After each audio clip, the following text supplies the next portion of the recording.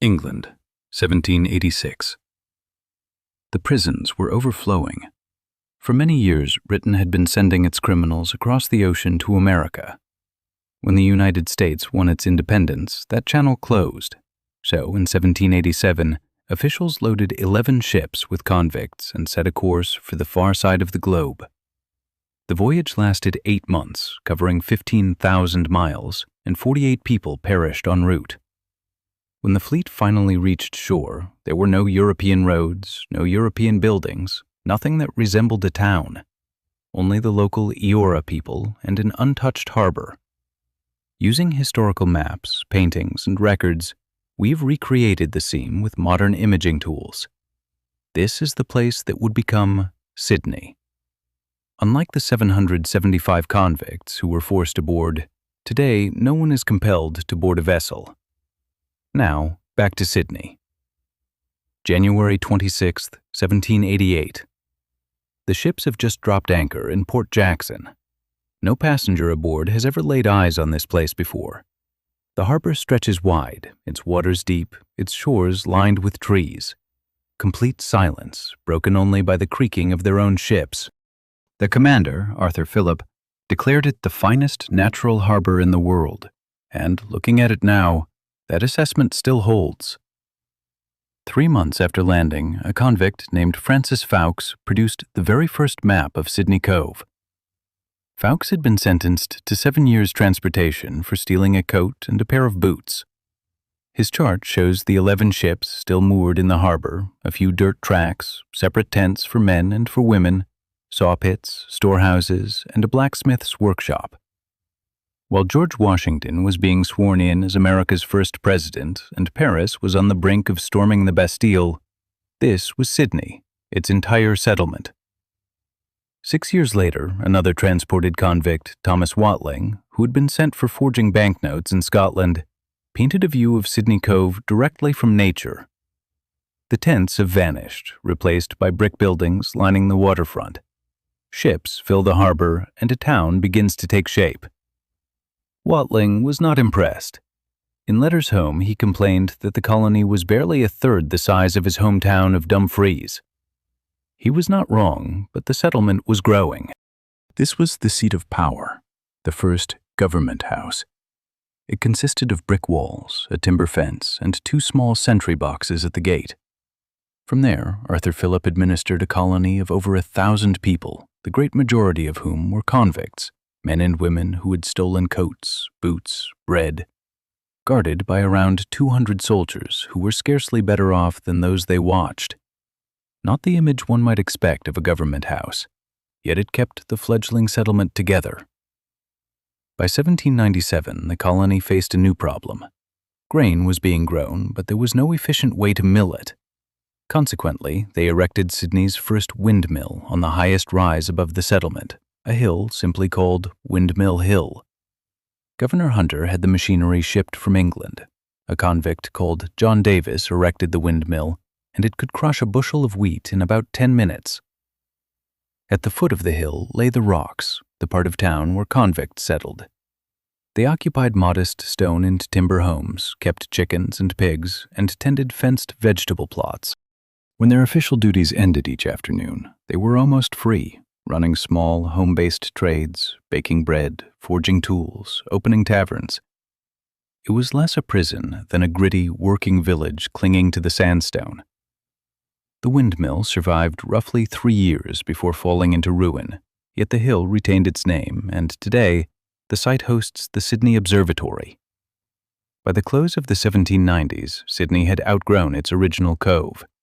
Convicts who had completed their sentences began receiving modest land grants, around 30 acres, along with a few tools and basic supplies, and were sent to cultivate the interior around Parramatta.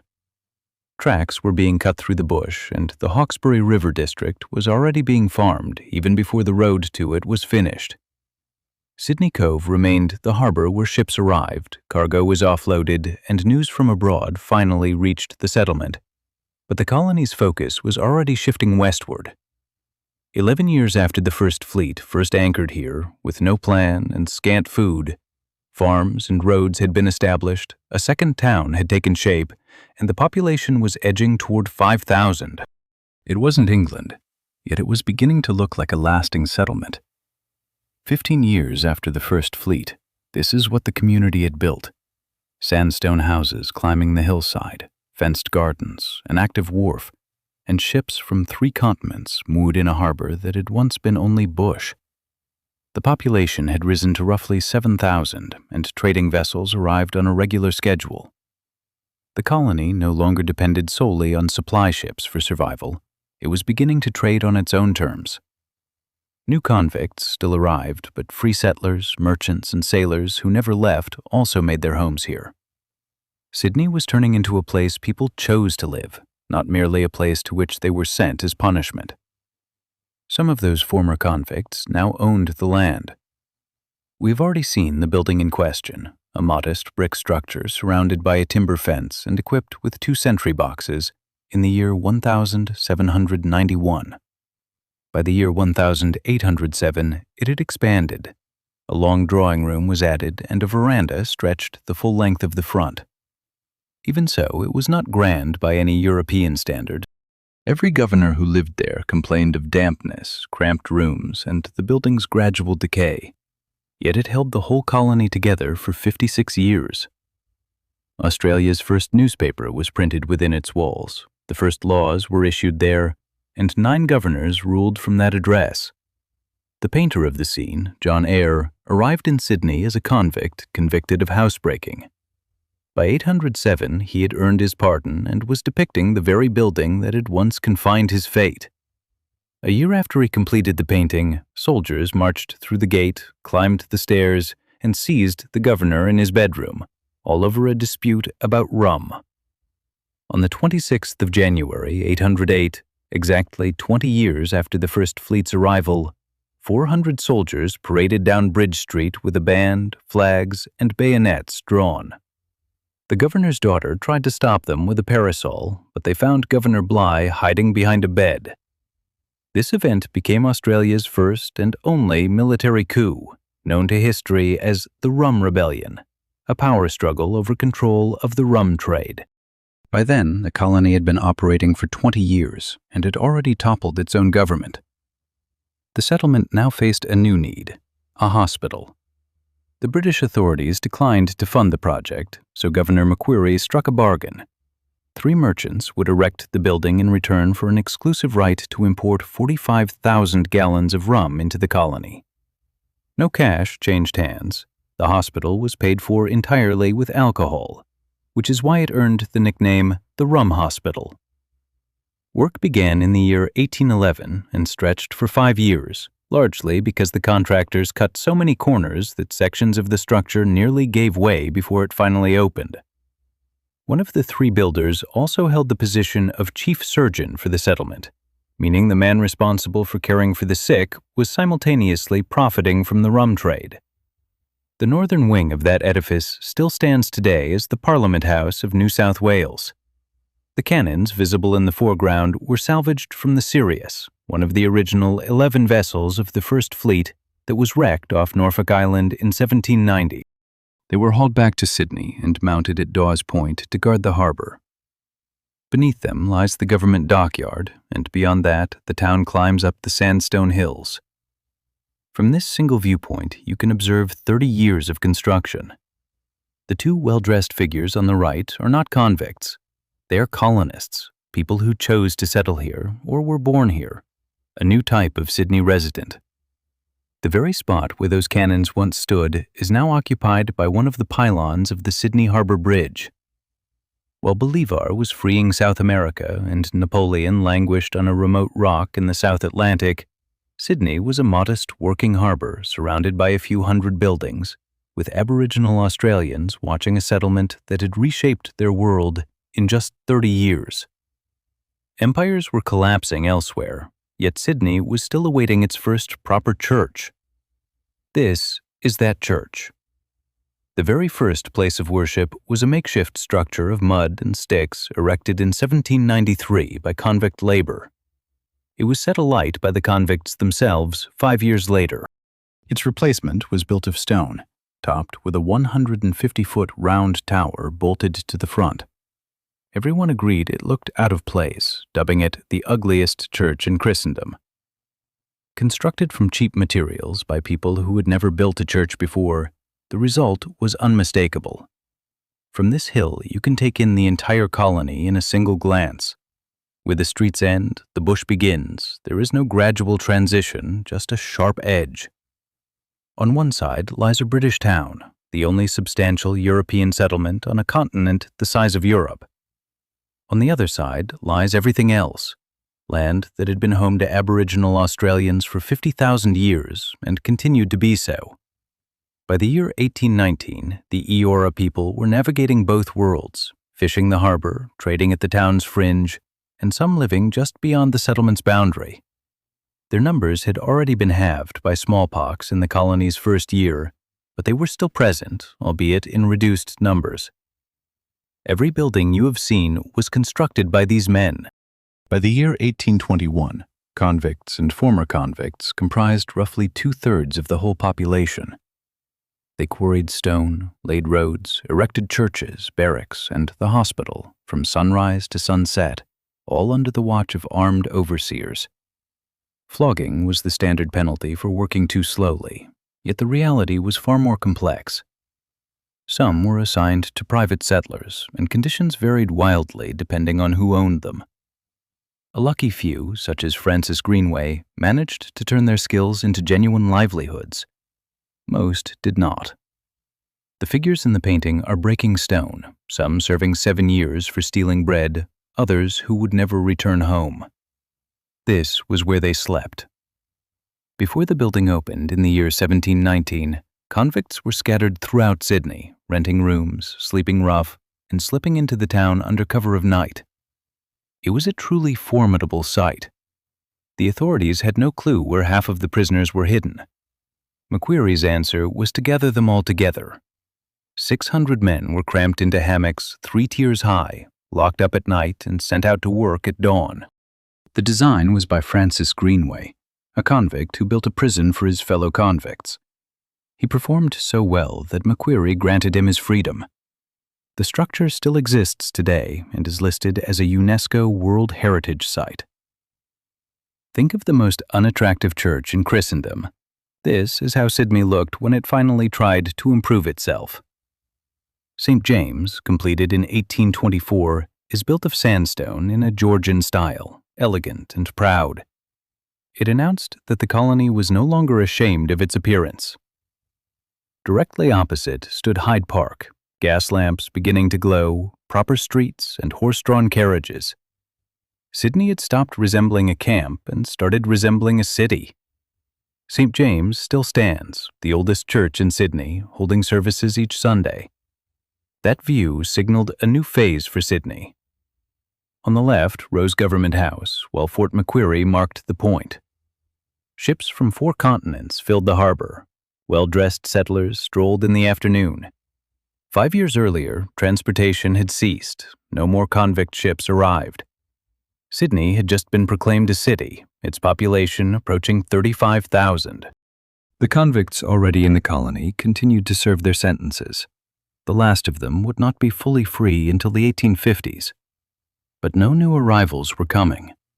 The people depicted in the painting either chose to stay or were born there. The Penal Colony had vanished, replaced by the scene you see. 2 forts guarded the entrance. Dawes Battery on the left, where this whole story began, with cannons taken from the Sirius of the First Fleet, now a proper fortification, and Fort McQuarrie on the right, erected on Bennelong Point in 1817. For 60 years, the harbor had been defended with whatever could be scraped together. By 1840, it finally looked as though the defenses were serious. The spot where Fort McQuarrie stood would be demolished in 1901, eventually giving way to a structure you might recognize. Every figure in this narrative arrived by sea.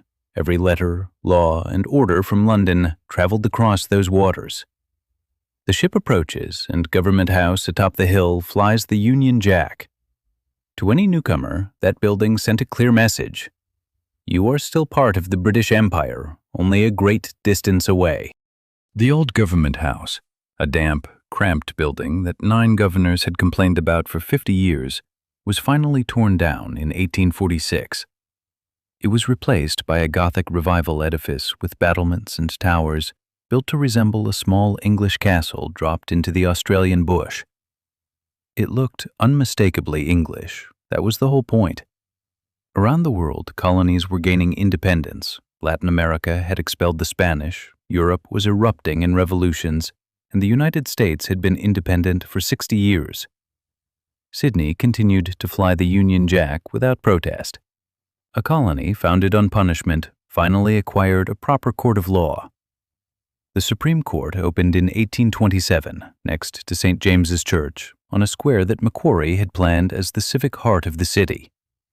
The building had originally been intended as a school, but someone in London decided a court was more important. In front of it lay Hyde Park, set aside as public green space in 1810, the oldest public parkland in Australia. Convicts had once raced horses there before it became a respectable venue. 30 years earlier, justice in Sydney meant a military officer and a whipping post. The sandstone columns and the Chief Justice's bench still stand, as they did when George Street first became Sydney's main thoroughfare back in 1788. That road began as a simple dirt track winding between the very first tents. By 1842, the street was already lined with shops, hotels, offices, horse-drawn carts, and people who all seemed to have somewhere to be. The year the painting was made, Sydney had just been officially proclaimed a city, even though reliable sewers and gas lighting were still limited to the central area. In other words, it was a city in name, but still catching up in practice. From Flagstaff Hill, you could take in the whole scene, the bustling waterfront below, the expansive harbor beyond, and the blue mountains on the horizon about 60 kilometers away. At the rough end of the wharves lay Miller's Point, a maze of warehouses, sailors, and laborers. The harbor, which had sustained the colony for 50 years, remained its beating heart. Wool shipped out, immigrants streamed in, and vessels arrived from London, Calcutta, Canton, and Cape Town. The windmill still turned, and goats continued to graze on the hill. All the civic grandeur of George Street and Queen Square was underpinned by this very activity. It was a working harbor town that had learned to call itself a city. If you stand with the Whalers Arms and the Hero of Waterloo pubs can still be seen today, you're looking at Miller's Point, the place where ships docked and sailors spent their money. The Hero of Waterloo, built from convict sandstone in 1843, is still operating and is counted among Australia's oldest pubs. Legend has it that a trapdoor behind the bar once dropped a drunken sailor onto a ship bound for China. Sydney's grand architecture was only part of the story. The tank string, the freshwater creek that prompted Arthur Phillip to choose this exact spot, is the reason the settlement exists at all. It supplied the whole colony during its first decades. By 1852, the stream had become a clogged drain, choked with waste and too polluted to use, winding between the backs of the buildings that had grown up around it. By then, the city had found other water sources and largely forgotten the original creek. Women washing clothes on its banks probably had no idea they were standing on the very foundation of the city. Further west, the road to Parramatta, the colony's second town, 25 kilometers inland, had a toll gate, showing that the settlement had expanded enough to need proper roads, and that roads cost money. A small round booth on the left served as the toll-keeper's hut, where a man spent his days collecting coins from passing carts. In 1788, there was nothing beyond that point but bush. By the 1850s, it had become a road with a gate and a man taking your money. That, in its own way, was progress. 4 years after gold was discovered at Bathurst, the rush reshaped Sydney. The population doubled, ships arrived daily, and people poured in from Britain, America, and China. George Street transformed from a modest colonial center into the main artery of a booming town almost overnight. The evolution went from the tents of 1788 to the early dirt track to the modest colonial street of 1842, and then to the bustling scene you see now. 67 years, that was all it took. The gold rush didn't end there. It was only the beginning. 100 years after the first fleet arrived, the camp of tents had become a metropolis of 400,000 inhabitants.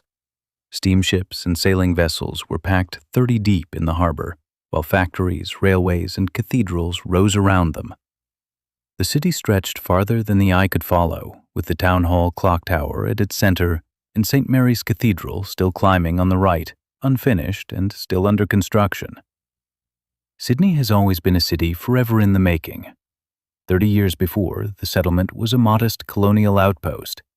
The gold rush reshaped everything. Wealth flooded in, newcomers arrived, ambitions grew, and the momentum never slowed. Over 100 years, from 11 ships and a hopeful prayer to what followed, Sydney aimed to announce its progress to the world. It erected the Garden Palace, modeled after London's Crystal Palace, and completed it in 8 months. The dome rose 65 meters high, displayed 14,000 items from 34 nations, and drew more than 1 million visitors in just 7 months, all within a colony of 700,000 people. Then, at 5:40 in the morning on September 22, 1882, a fire ignited. In 40 minutes, the entire structure turned to ash, leaving only remnants that filled government archives, museum collections, and census records. Witnesses said the statue of Queen Victoria was the last thing standing, engulfed by flames on every side until it too fell. The cause of the blaze was never determined. On January 1, 1901, the Sydney Town Hall was lit to celebrate the birth of a nation. 6 British colonies had agreed to unite as the Commonwealth of Australia, still under the Crown, still a dominion, but now with its own parliament, its own prime minister, and its own flag. 113 years after the 11 ships first dropped anchor in an unfamiliar harbor, the continent possessed a country. No revolution, no war of independence, just a vote, a ceremony, and a spectacular display of lights. That is the Australian way.